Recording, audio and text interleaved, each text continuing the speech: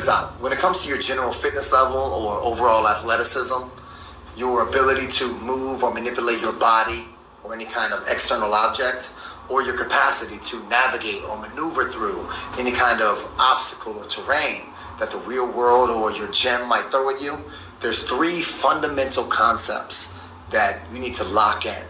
And the more you understand these concepts and the better you are at these concepts, the more you're going to excel and perform when it comes to fitness, athletics, and general physical activity that you might do.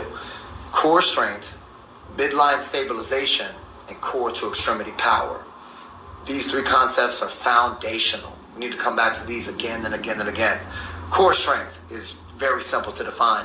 It's basically just the ability to maintain muscular tension between your upper and lower body through your torso.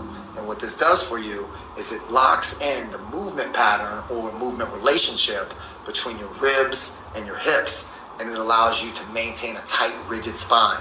So your ribs and your hips move together, and the muscular tension allows your spine to stay very rigid and straight, okay?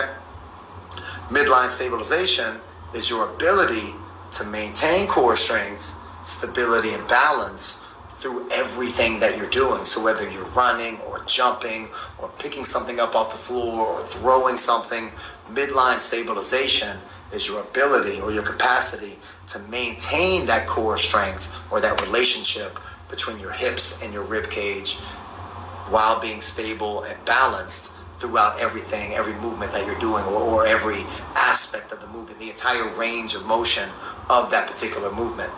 Core to extremity power is your ability to create force.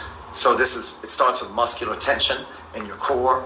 It radiates from your hips out into the extremities of your body. So whether it's your arms or your legs, the force or the muscular tension starts in your core. You go into a hip hinge, in essence, and you radiate that power or that force out to your arms or to your legs. So you'll see examples of core to extremity power and things like a hook or an uppercut or sprinting or jumping or doing a push press or throwing something. These are all examples of core to extremity power. So core strength is just the ability to maintain the movement relationship with muscular tension throughout your hips and your rib cage, right? And the ability to maintain a tight, rigid spine with that. Midline stabilization is your capacity to maintain core strength, balance, and stability throughout everything that you're doing, right?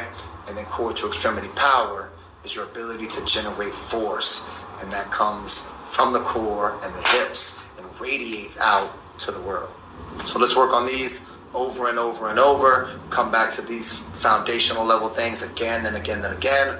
The more you work on them, the better you're going to perform in all aspects of the physical world, okay? So anything fitness related, anything athletic related, anything that you do movement-wise in your life, core to extremity power, midline stabilization, and core strength are definitely going to help you improve.